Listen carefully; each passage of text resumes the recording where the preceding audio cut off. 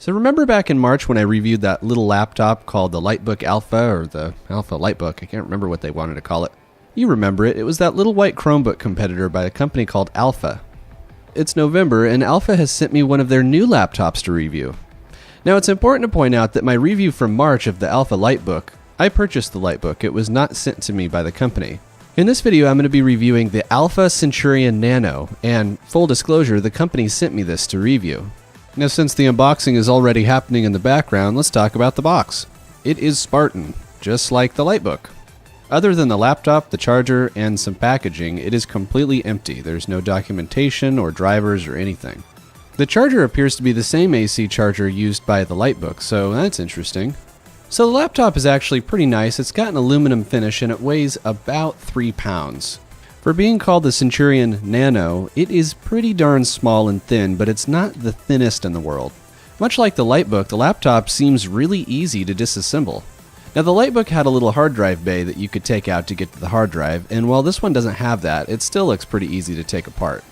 On the one side we've got a card reader, a USB-C port, a full-sized HDMI port, and a USB 3.0 port. On the back, we have absolutely nothing besides this giant hinge, which is freaking awesome. And on the other side, we've got our power input, another USB 3, and a headphone jack. Opening the lid is pretty drama-free because of that little cutout. The hinge design is fantastic. It feels very stable and it's easy to move the lid back and forth. Now looking at the keyboard, the first thing that everyone is going to notice is that there is a Windows key. Yep, there is a Windows key. Alright, got it out of your system, let's move on. The keyboard is actually pretty darn nice. It is flat chiclet style, nothing terribly special about it, except for the power button. It's a Chromebook style power button, and I know that everybody hates these, but I think the hate is overblown. It's really not that bad, and the button doesn't do anything unless you actually hold it down, so you can't accidentally press it and shut your computer off. All the function keys seem pretty well placed. The volume up and volume down buttons are on the plus and minus keys, and I don't think I've ever actually seen that, but it's not bad. Alright, now that we got the unboxing out of the way, let's take a look at the software, starting with the BIOS. Now the BIOS is not an inside BIOS like the Lightbook was. It's actually made by American Megatrends, and it is meh at best. You can't really do much of anything in here besides turn Secure Boot on and off, so you won't really be spending any time in the BIOS. Now once we actually start booting onto the hard drive, the first thing you'll see is the alphaos boot screen. That's right, it looks like they did away with elementary OS and rolled their own. So if you buy one of these laptops, the first thing you're going to have to do when you log in is basically set up your user account. It's pretty standard OEM stuff, there's nothing special going on here. I think that the Lightbook did the exact same thing actually. So once you've set up your user account and you've logged in, this is it. This is alphaos. Now, in this video, we're not going to be covering alphaos. I'll leave that up to you guys. I'm sure in a month or two, there's going to be lots and lots of distro reviews on this, but this is a distro. It's not Ubuntu, it's not elementary OS, it is its own thing. So from here, all I've done is installed OBS, and I haven't changed anything else about the operating system.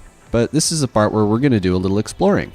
So the first thing we'll do is check for updates, and we have App Center, which comes from elementary OS. Now I don't know a whole lot about alphaos at this point, but I believe that it is basically elementary OS with a new coat of paint and some themes and some other defaults.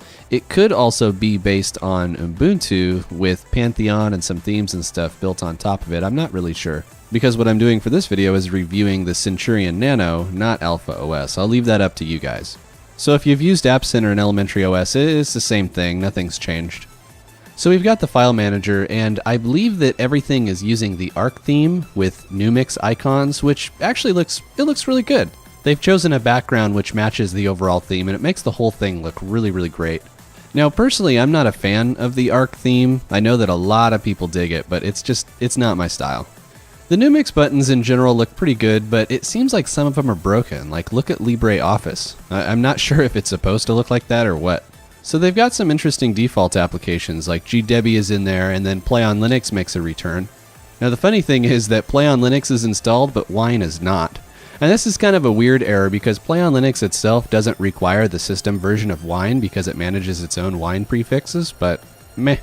Something I noticed in a number of applications was that the styling was broken. Now Play on Linux is a special case, but it doesn't appear to be implementing the system styling right. Everything looks blocky and chunky and something's just off.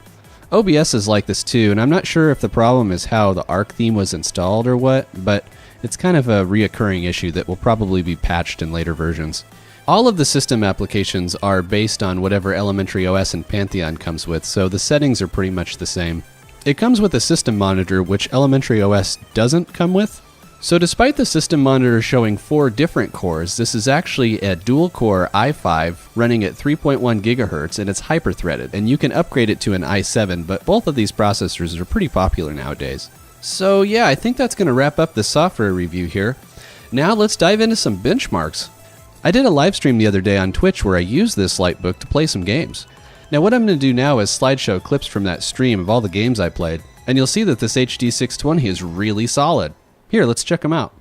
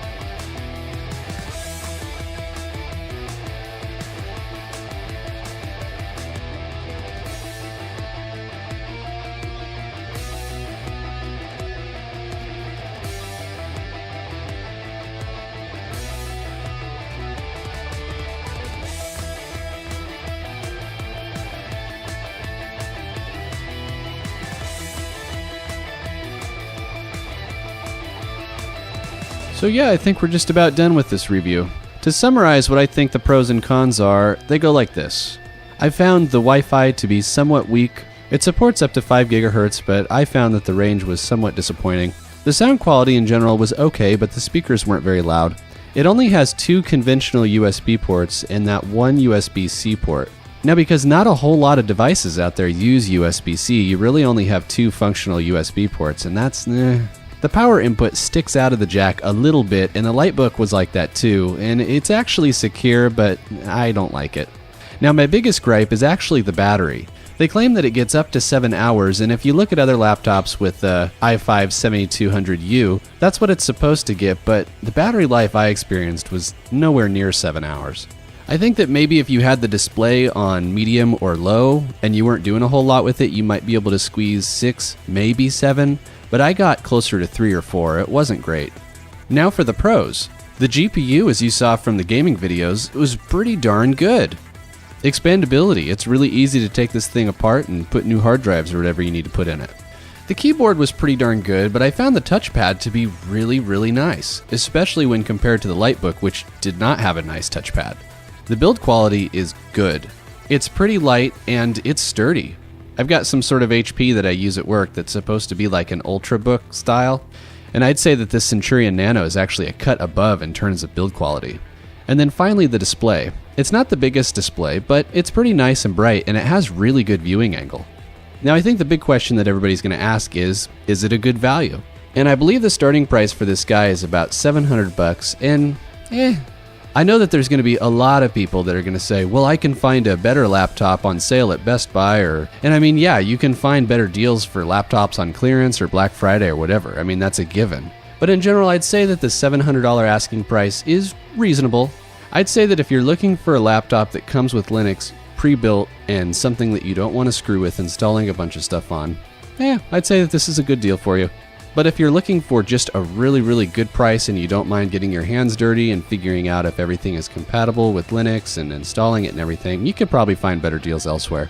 But I think that the target audience for this laptop are people who don't want to worry about installing Linux and they just want a laptop that runs with Linux on it.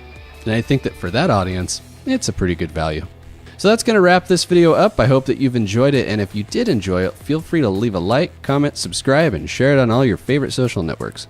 I appreciate your support, and thanks for watching.